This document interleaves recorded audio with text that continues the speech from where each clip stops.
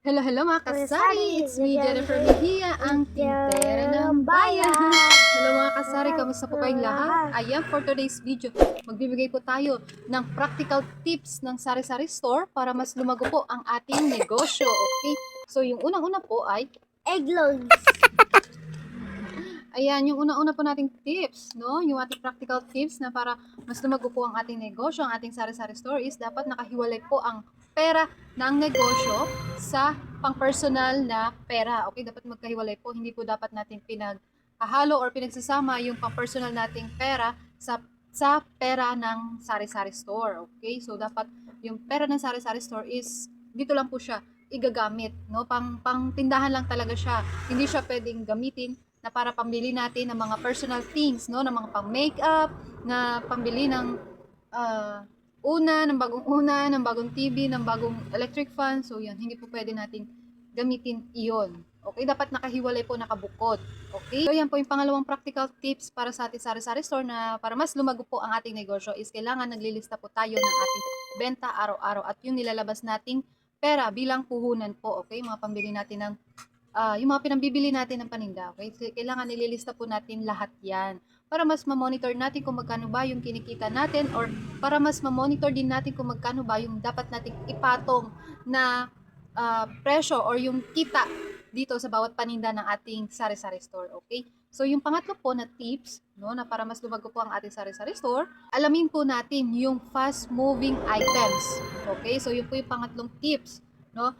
Kapag nalaman na natin yung mga fast-moving items, no, katulad po ng kape, delata, itlog, bigas, yan po yung mga pangunahing pangangailangan at saka ito rin po yung mga uh, fast-moving items. Okay, so kailangan ito po yung mga items na laging may stocks. Kailangan hindi po tayo nauubusan ng stocks ng mga fast-moving items. Okay, kasi dyan po tayo mas unang kikita at saka sa mga fast-moving items po is dyan po natin mas mabilis makuha yung puhunan.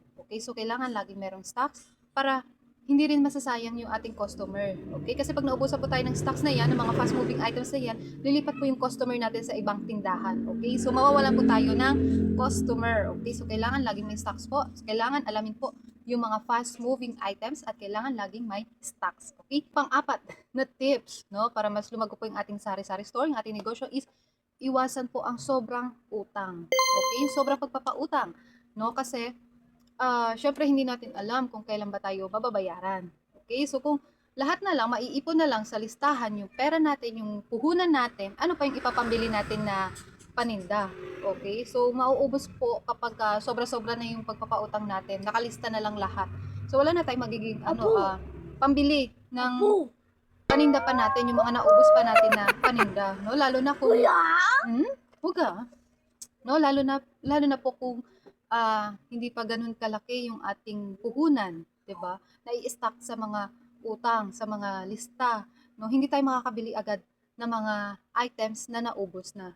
Iwasan po ang sobrang pagpapautang. Okay? Na panglimang tips, okay? Panatilihin po nating malinis, maayos ang ating tindahan, yung ating mga display kailangan nakikita na mabuti. Okay? Pagtingin pa lang, paglapit pa lang ng customer natin dito sa ating sari-sari store, kitang-kita na po nila kung ano ba yung available na paninda at makita agad nila yung hinahanap nila, no? Kasi minsan may mga customer na isang tingin lang nila pag hindi minsan kasi hindi sila nagtatanong, no? Titingnan lang nila, hahanapin lang nila, hindi na sila nagtatanong. No? Kapag hindi nila nakita yan, aalis na agad sila. Okay? So sayang nga naman yung customer na yon. No? Kailangan lahat ng items is nakikita. Okay? Ayan. Yung pang-anim na tips, practical tips po para mapanatiling malago yung ating sari-sari store is kailangan nagbebenta po tayo ng mga tingi. Okay? Isa po ito sa sekreto ng isang sari-sari store kasi sa patingi-tingi din natin, no, yung mga ginagawa natin sa sachet, pagtatakal-takal ng mga paminta, asukal, mantika, dito po tayo mas malaki ang kinikita. Okay? Dumodoble po yung pwede natin kitain kapag tayo po ay re-repack ng mga items. Okay? So, yun po. Yung pangpito na tips para mas lumago po ang ating negosyo, i-check ang expiration date. Okay? Lagi po nating i-check yan, yung mga expiration date para para iwas lugi po. Okay, lalo na kung hindi pa naman ganun kalaki ang ating tindahan at kumukuha lang tayo sa mga wholesaler or sa mga grocery, no? Kung doon lang po tayo bumibili at hindi natin napansin na expired na pala, hindi po yan nabibigo, hindi po nila napapalitan. Okay? No? Unless kung meron po tayong ahente. Yan. Sa pagka-ahente po kasi, pwede po nilang palitan. Pero kung sa mga wholesale lang po tayo bibili or sa mga sa grocery, hindi po napapalitan kapag expired na. So, kailangan, bago po tayo bumili, tingnan na po natin agad yung expiration date at check natin na dapat bago ma-expired yung items, kailangan mapaubos na natin. Okay? So, para iwas lugi po. Number 8 na tips, no, na para mas luwago po yung ating sari-sari store at iwas lugi, no, magdagdag po tayo ng mga ilang produkto or ilang paninda paminsan-minsan. Okay? So, like for example, ice candy, 'di ba? Kung dati wala tayong ice candy, so ano ngayon, tag-init. Try natin magdagdag po tayo ng ice candy. Okay? Kung dati wala pa tayong frozen foods, frozen product, yan, try natin magdagdag po tayo kahit pa konti-konti. Okay? Kasi ayan, pakunti-kunti lang din po kasi tatansyahin po natin yung ating magiging customer kung ilang piraso ba yung nauubos, do. Huwag po tayong mag-i-stock ng madami, lalo na kung ito po'y bago pa lang sa ating sari-sari store para hindi rin para maiwasan rin po ang abutan ng expiration date lalo na sa mga frozen product. Okay, may mga expiration date 'yan. So, tansyahin natin yung kaya lang natin mapaubos, yun lang po yung quantity na dapat nating kukunin. Anya, ayan yung pang shampoo na tips para mas lumago po yung ating sari-sari store is mag-ipon, no? Mag-ipon para sa pandagdag puhunan. Okay? Para mas lumago po yung ating sari-sari store, di ba? Yan kahit pa konti-konti lang po. Kahit hindi naman po ito biglaan, no? So, pa konti-konti, step by step, at mapag-aaralan din natin yung ating negosyo na para mas lumago pa yung ating sari-sari store. Okay? So, yung po yung siyam na tips, no, para mas lumago po yung ating sari-sari store. Okay? So, una is yung yung una is ihiwalay po yung pera ng tindahan sa personal na pera. Okay? Mahalaga po talaga. Mahalaga po para mas mapaikot natin ng maayos yung ating puhunan dito po sa ating sari-sari store para hindi po maubos. Okay? Yung pangalawa is maglista ng benta at puhunan araw-araw. Pangatlo, alamin ang mga fast-moving items na kailangan meron laging stocks. Okay? Yung number 4 po is iwasan natin yung sobrang pagpapautang.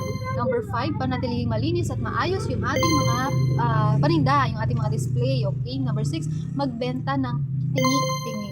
Isa yan, sa sekreto talaga. Magbenta po tayo ng tingi-tingi kasi 50% to 100% po yung pwede nating kitain sa mga patingi-tingi na paninda. Okay? So, yung number 7 is i-check ang expiration date. 8, magdagdag ng bagong produkto paminsan-minsan, kahit pa konti-konti po. Okay? Number 9, mag-ipon para sa dagdag puhunan, no? Para dito po sa ating sari-sari store. Okay? So, yun po yung siyam na tips na para mapanatili at mas lumago po yung ating negosyo. Okay? So, ayan, no? Hanggang dito na lamang po ang aking video. Sa susunod po muli. Thank you for watching. See you in my next video. Bye-bye. Happy selling. God bless.